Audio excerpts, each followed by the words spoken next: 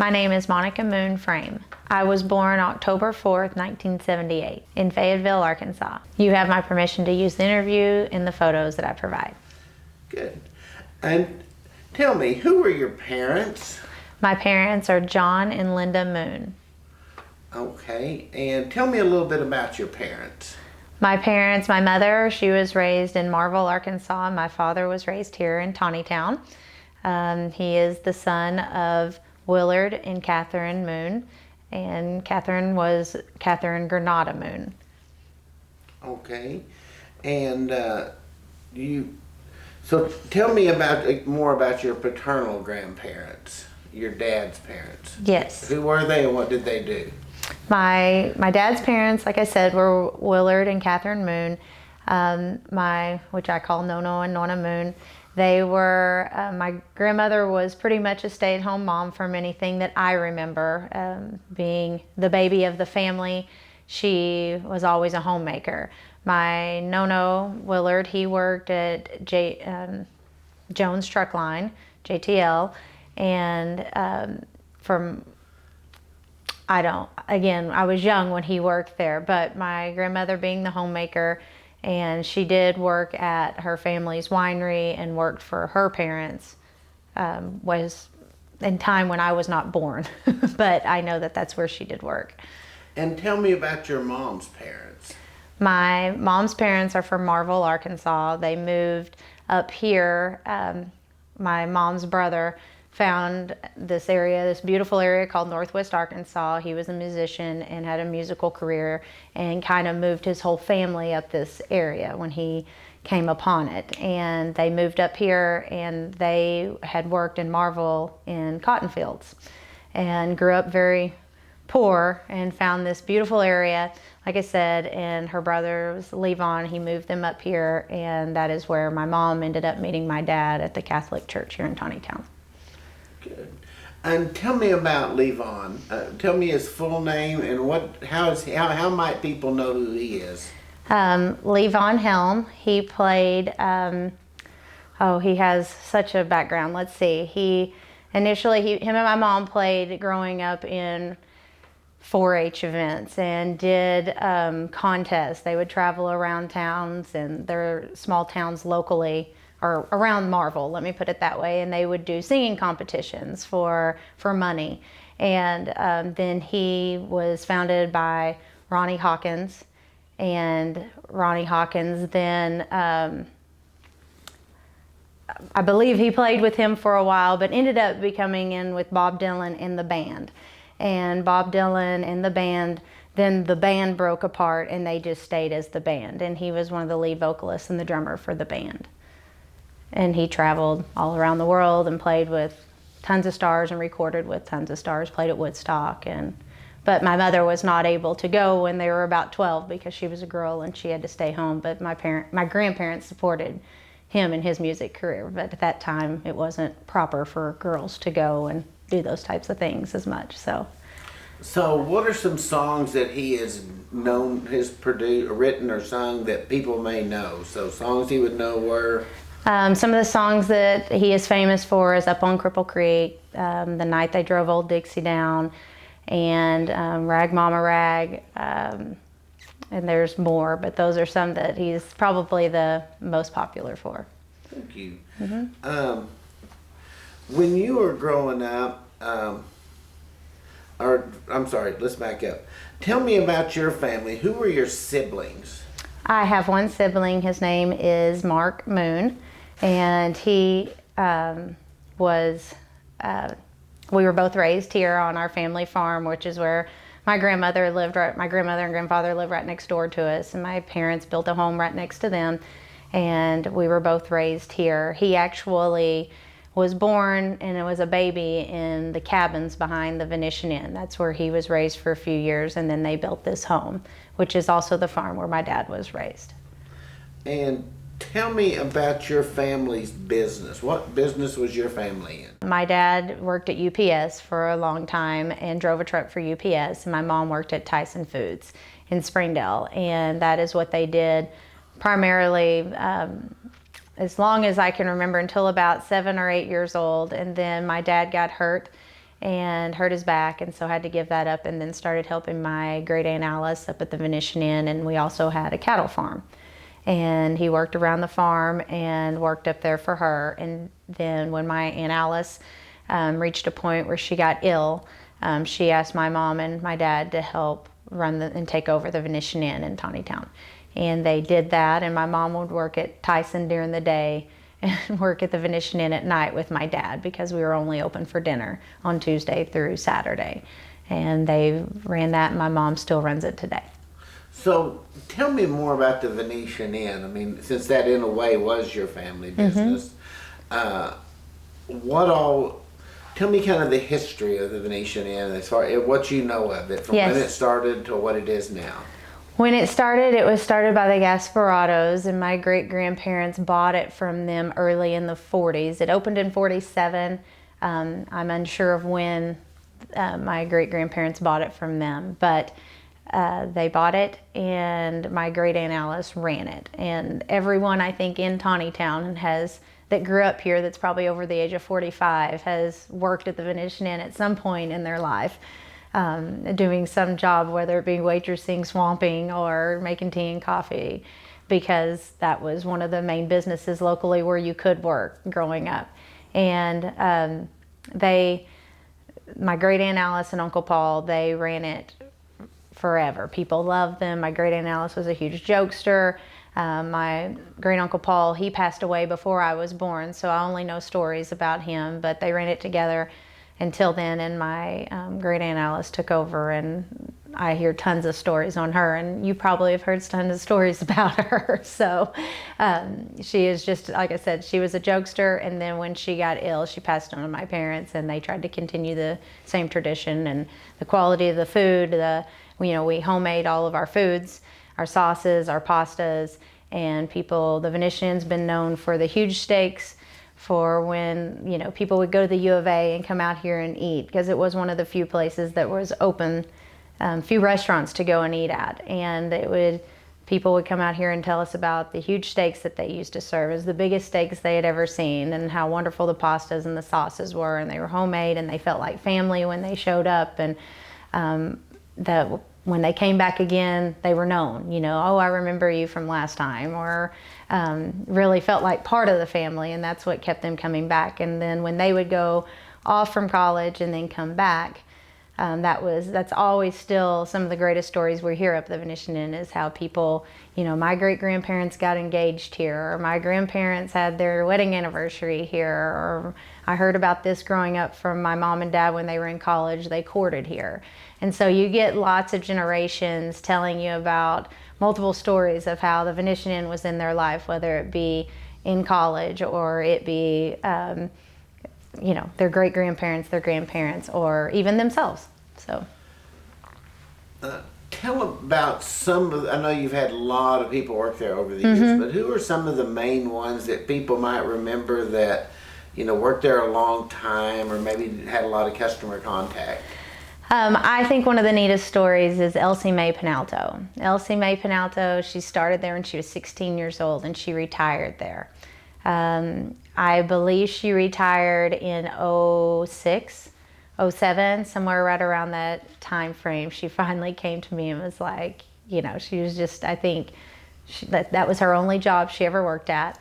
And we unfortunately lost Elsie Mae this year. She was a wonderful lady, and probably one of the sweetest people you would ever meet. I don't think anyone would ever have a bad thing to say about her, and so sweet and friendly. And customers had always seen a lot of our waitresses that, because that is the face up front that they talk to and interact with more than anyone. And Elsie Mae she's just that classic story. She's a great lady, and grew up just down the road. Another one is Holly White, Jean Ferguson. Those were two waitresses that have worked there forever, that were not raised in Tontitown, but they live around the area. I can remember older waitresses again from when I was younger, and I know Lorene Taldo, she worked there and as a waitress, and some of the people in the back that worked there is Barbara Greenlee. Her daughter actually still works for us, and let's see, who else? I'm trying to, boy, there's so many names that I have like on the tip of I can see their faces and can't recall their names right now. A lot of people have talked about, and it's well known, the long lines. And sometimes sure. the tables are known for turning pretty quick. Talk about about that and how you manage that. Well, when I was growing up, like I said, there weren't as many restaurants around here as there are today, but we used to have lines that would wrap all the way around the building. And one of my jobs as a younger child, I would go out there with just dozens of rolls and offer them to the people as they were standing in line to kind of satisfy them for their wait and encourage them, to stay. And that was something that it's a fun memory because people would wait for hours and they would stand there and they would kind of, if you will, tailgate outside while they were waiting in line. After a Razorback game, they would have a styrofoam cup or just be hanging out in line when you could do stuff of that nature and wait for hours. And the tables would turn. That's always been one of the jokes people would say that have told me is people would stand and be like, your Aunt Alice would stand over us and go, yes, they're almost done. It's probably 5 or 10 minutes when the people were like, we're not even through eating. But she would be trying to rush them out, to get other people seated. Or other people have stories of her just going, come on, I'll sneak you up front and seat certain people down that she knew. And it's fun to hear those stories of what impacted people. And when they come back out, they feel entitled to tell us that. And those are fun stories to hear. Tell about your part in this family business. What did you do besides carry out the roles? When I've worked there, I feel like my entire life. When I was little, I wanted to work. I wanted to help when I would be up there because my entire family worked up there. My cousins, my older cousins especially, and I feel like I was raised there. One of the things that I would do is I can remember early, probably 6, 7 years old, would be helping carry drinks to the tables or making drinks for the waitresses, and they would tip me at the end of the night for helping them. I'd carry bread baskets and help the swampers.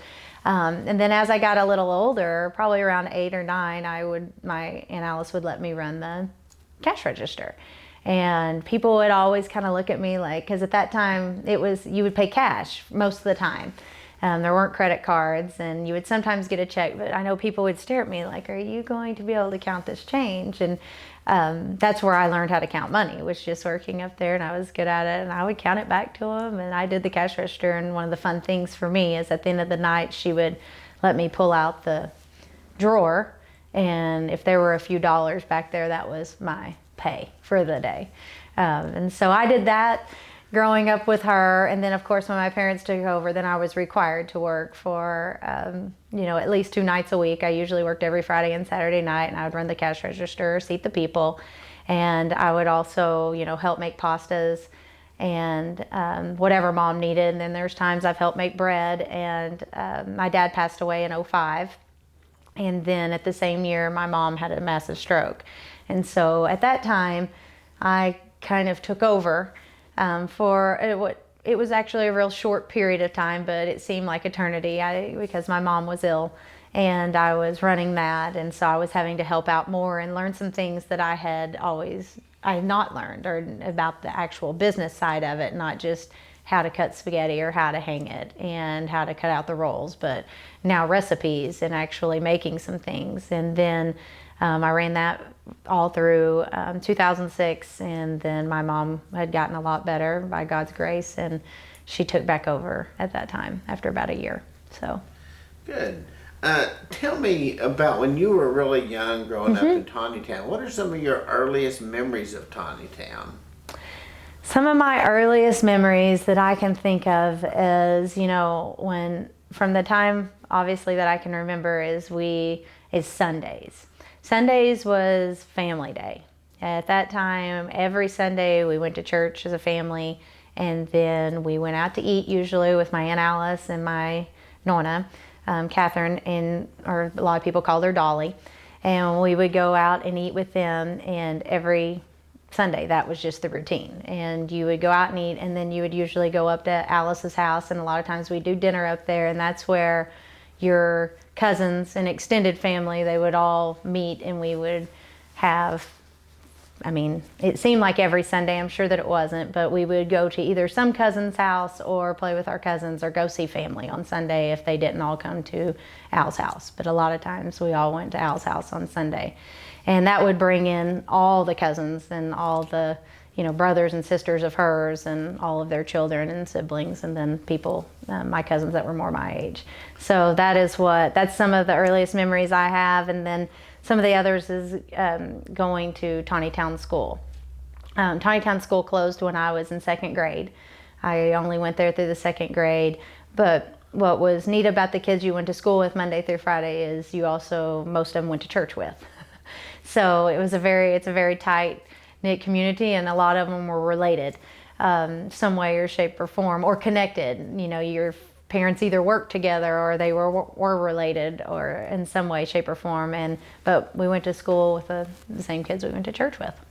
So talk about that. Once you left Taneytown and went to Springdale, how did those friendships, did they last? And just talk about that transition from a little bitty small town school where you knew everybody to a bigger one where you didn't. So, like I said, in second grade, that was the last year it was open, when I was in second grade, and then they opened this new elementary school named Walker Elementary, and all of the Taneytown kids went to Walker. And it was a new elementary school that seemed like forever in town, just in Springdale on 40th Street, but it was just so much further away than what we were used to going to school. And I think the friendships were still the same. Again, a lot of these kids, we all went to church together, and we made new friends. We got exposed to kind of new things. I can remember, seeing kids that actually, at that time, none of us walked to school. Not any that I knew of. I'm sure there maybe were, but around that area, they walked to school and they rode their bikes to school and lived in more subdivisions. And we all lived out here. Everybody lived in a small town, but we all lived on farms, and it wasn't just a bike ride away necessarily. So that was a different experience. But I think a lot of the kids we still went to church with, so I still was friends with a lot of the Taneytown kids. And of course, we always look forward to the Great Festival every year, and that was always some of our big things. What about some of the businesses you remember going to when you were a kid in Taneytown? Where would y'all trade locally, if anywhere? I know that one of the places that we used to go to and eat, that I don't personally remember the name, but it was like a little Dairy Queen. It's where Mama Z's is located now. It was a restaurant there that we used to go to and we would eat at. I know that too, we would take our cars to get fixed as much locally and people around town as possible. As I can remember, the town has grown so much and so much grew into Springdale that it was just a different time for my generation. Most of anything you went and did, you did go to what we call town. You went to Springdale or Fayetteville to buy or purchase. You mentioned earlier that your family after church would go out to eat, and I'm sure sometimes you went to your own restaurant, but no, we weren't open on Sundays. Oh, well, where else would you day. go at? If you were going to go eat, not at home or not at your restaurant, where would you go? Some of our favorite places that I can remember going eating when I was younger were, we ate a lot at Lake Atlanta and Rogers. They had a restaurant up there. We also ate at Neil's Cafe in Springdale, that's still there. AQ, which is also still there in Springdale. There was a cafeteria in Fayetteville called White's Cafeteria that we ate at, and the Clarion Inn had a buffet in Fayetteville that we often ate at. And those are probably some of the top places, being younger, that I can remember eating at more often, and sometimes Heine's in Springdale.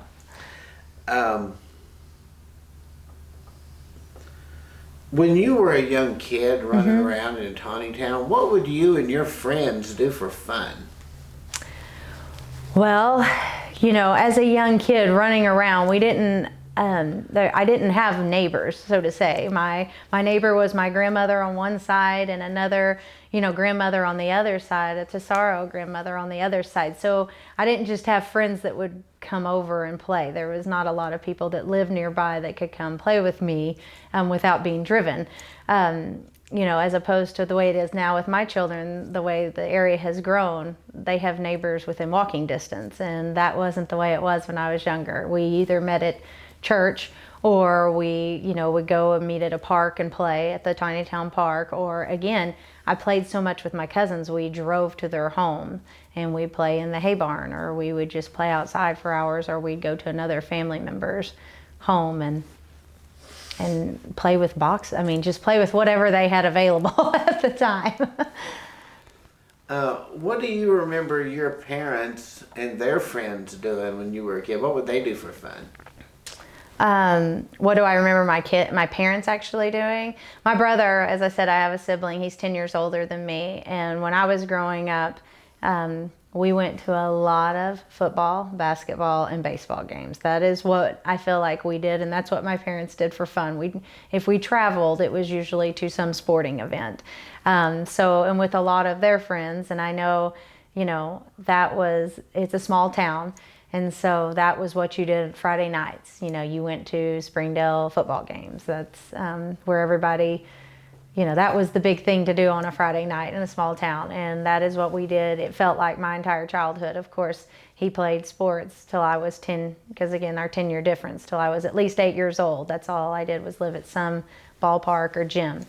And right at that time when my brother went to college is when my parents took over the Venetian Inn. So their fun life at night had kind of it had taken a different turn. But I know my parents always told me, they would go out dancing in Fayetteville, or go to, they love to go dancing, is what I always heard. And that was one of the big things they loved to do, or meet with friends and play cards. I just don't know exactly where.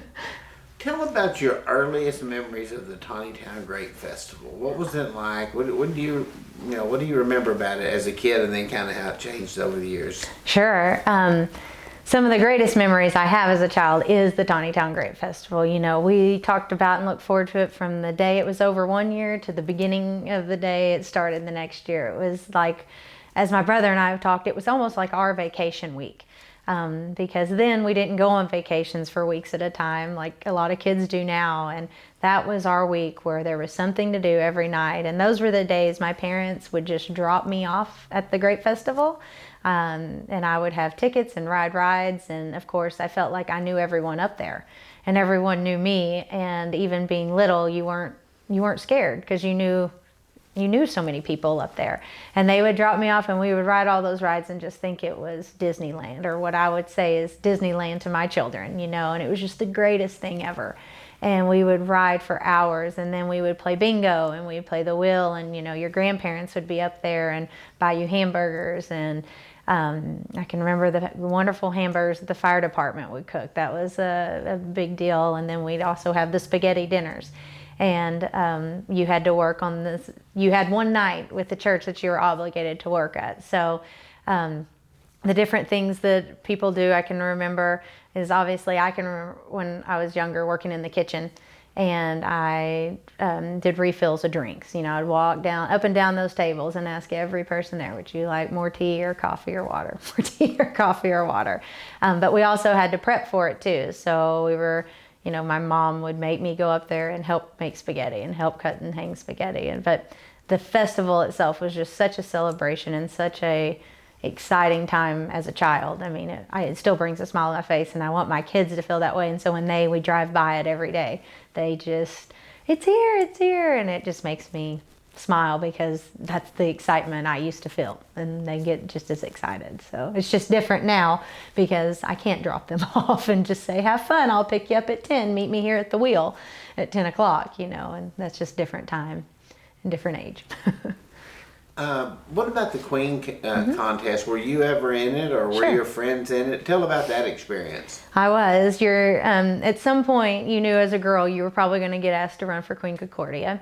So the year I ran, I was the 97th annual Queen Concordia. I won that year, but when you're asked, it was me and Summer Rinaldi and Stephanie, it was me, Summer Rinaldi, and Stephanie Wilburn. That's who it was. We ran together, and against each other, I guess, but you're doing it for a great cause. You're doing it for the church. So it's a competition, but it is for the cause, not for the true competition. But you go out and sell tickets, and you have a few weeks that you have to sell in a territory during the time I ran. You sell in a certain territory, and then after those few weeks, you're allowed to sell anywhere. So we sold in our territory, and every day my mom would go to work early, take off, and we would drive around town and just hit business and friends. You'd ask friends to try to sell tickets for you, and, at their places of business that you couldn't maybe solicit. And, I can remember going into like Lindsay and asking Jim Lindsay to buy tickets. I can remember J.B. Hunt buying tickets from me, and it was a neat thing because it was probably the first time being 16 years old, I had to actually approach someone as an adult and ask them to buy something. And you're kind of learning how to be a salesman, and telling them, giving a present, giving kind of your speech. This is what I'm doing, even though these people knew what you were doing because people had been doing it for years. But you're trying to sell this car, and you get, if you buy $5 worth, you get 6 chances, so you get a free one, encouraging them to buy that way. And anyways, you worked your rear off every day for the good of the church. And you turned in your tickets, and at that time when I won, I sold 12,800 tickets or something of that nature, a little over 13, and that was the most that was ever sold. And now they sell like 47, 48,000 because times are just so much different. There's so many more people in our area, and I think it's a blessing to our church. But at that time, it's fun. And it's something that you can say, yes, this is what I did. And we have so many queens, and that's part of the tradition that we carry on. So tell about how who is your family, and what do they do during the festival? Well, my family and my extended family does a lot. A lot of my cousins work up there, but of course my mom runs the restaurant, and then my husband and I will run the wheel one night on a Friday night, and that's what we do. My children are 5 and 7, so they're not participating yet. Right now, all they're doing is asking for armbands and tickets and wanting to ride rides. But before too long, that's what they'll be doing, and they'll have their spot and have to go make spaghetti and do the same traditions that we've all done as we've been raised here in our church. Any other comments about the Great Festival before we move on? One thing that I think is great about the Great Festival, you had mentioned change earlier, and, the bands have changed, everything has changed, but what has not changed is how our community works together to make it our fundraising event for our church. And generation after generation after generation, even though things have slightly changed as times have changed, the main thing is just a group and a community coming together. Even though people may not live in Taneytown anymore, they still go to our church, or they still participate. Or even people that don't go to our church that were raised in Taneytown, we've had some of those members that will help during the Great Festival because they grew up and it meaning so much to them too. From the time you were a kid until now, if you look back along the old 68, 412 corridor, the change. Oh, yeah. What are some of the bigger changes that you remember or think of as, wow, this was a big deal when this happened? I mean, you can't obviously list them all, but what are some of the changes that stand out over the years? Oh, I can. When I was younger, it was a 2-lane highway to get home, and it seemed like it took forever to get from Springdale to Taneytown, even though now it's just right there. But at that time, we would come home during the Great Festival, and it would just take an hour or longer to get from Springdale to our house because of a 2-lane traffic, and that was all there was. But some of the things now, when that road expanded into becoming 5-lane, that was a huge, just like, wow. And that caused the, kind of chain reaction of now more businesses coming this way, much more traffic this way, easier to get from Siloam to Springdale or Fayetteville. But then I can also remember when the bypass went in, and also being able to see the McDonald's sign from our backyard. And I never believed that we would ever have a McDonald's to where I could see the sign in our backyard. And I'm talking about the one that's by the bypass. It was this huge sign. And I can remember telling my dad, wow, we can see a McDonald's sign from our yard. And, but just the amount of businesses that have just come our way, and then in turn is rooftops. And instead of just, there's that family's farm or that family's farm, now it's like there's a subdivision that was, the Pannell farm or whatever.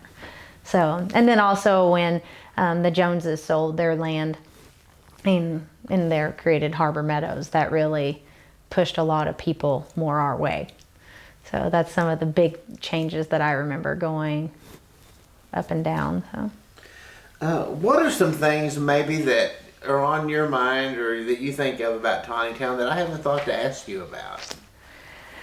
I think if you ask me, what Taneytown kind of means to me, my great-grandparents came here with the idea of probably opportunity. I never got to meet my great-grandparents, but just the stories I hear and what family meant to them. And, they were given an opportunity and capitalized on that and gave what I think is interesting, gave each one of their 4 children a good foundation to where, and in that turn gave them opportunity. And all 4 of their children, they gave a home place for them to live, and some of them even a business to run. And that has, they had to instill great values in their children, and in turn the generation and their children's children, to still keep so many, and it's not just our family, but so many people, my generation, still love it here, still live here. And I'm a 4th generation. So, for my great-grandparents to be just up the road, my grandmother raising my dad on our farm, and then them living here, my parents building on our farm, and now I'm raising my children on our farm. And and this is where I want to be, So just those family opportunities and some great foundation, and God's first and family second. And that is one of the values that I think is really instilled in a lot of families in Taneytown, and keeps people here and keeps people connected. And like I said, we were just lucky enough that we had some opportunities that they gave us, and we still are able, just like the Venetian Inn, capitalizing off of those opportunities today. Speaking of the Venetian Inn, one of the questions has come up, and maybe there's some debate over it, but where did the name Venetian Inn come from, for as far as you know? Well, we were always told that the gentleman, Mr. Gasparotto, named it because of all the Venetian blinds he installed over his lifetime, is what we were always told as I was growing up. Some of his family members have suggested that not be true, but that's what we were always told. It was an inn. We used to get phone calls all the time asking for a room. And we would say, no, it's just called the Venetian Inn. It's not a true inn. But they did used to have cabins in the back, and those cabins were rented out. There was also a liquor store by the Venetian Inn, and that was all right there. And the liquor store was torn down. We used to play in it as a kid. It wasn't any longer in business, but we would play in it, me and my cousins, thinking that it was, all these doors, and we would spray paint. My Aunt Alice let us spray paint and just play in there for hours. But they ended up tearing that down, but the cabins ended up getting torn down also. But my parents actually lived there when they first got married, like I'd said, and raised my brother there for a few years before they built their home. And you've sort of said this before, but yes. If you ran into somebody, let's say out of state or out of the area, that never had heard anything about Taneytown and said, tell me about your little hometown, what would you tell them? That it was an Italian settlement. It's a tight-knit little Italian community that has such special and unique characteristics about it. There's a local church that so many people attend, and they continue generations and generations. Like, you go to church and you say, there's so-and-so's grandparents, and there's the parents, and there's the children and the grandchildren. And everyone kind of stays together. They go to CCD together. They And the Great Festival really does bring everybody together. That's the time that, we have this huge fundraiser that's state known and for our church. And that's the time people come back for the Great Festival. If they live in California or if they live in Oklahoma, whatever the case may be, they will come home for the Great Festival, because that's when you see so many people at one time and see people you hadn't seen in years, or you'd go to church. I can remember my cousins coming home or flying in just at the Great Festival time to see family members, and it's just a time to come together to celebrate tradition. How would you finish this sentence? My favorite thing about Taneytown is... Oh, so much, but my favorite thing about Taneytown is the wonderful food at the Venetian Inn.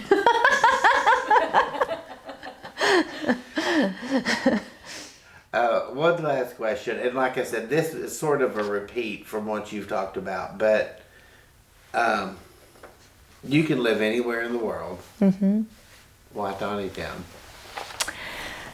Because I think it's a wonderful community to raise my children in. The heritage that I have here from, again, my great-grandparents, and what, again, passed on to my grandparents, my dad, and are my parents, and on to me, I want to give them the opportunity to have the same things, to go to a church where you see all this family tradition, to promote family, again, God first, family second, and to be raised where you can ride your four-wheeler during the day, you can play on your farm, but you can also go into what's now becoming a city. And we still out here in Taneytown can ride our four-wheelers around. You have land that you can actually experience living in a small town with a big city next door. When I say that, it's just getting bigger and bigger. We think it's so big, but it's just getting bigger and bigger. And it has such character and uniqueness. I don't know if we get to live in this beautiful area of Northwest Arkansas. There's just not many places that I do get to travel a lot now as I'm older, and there's just not as many. I'm always glad to come home.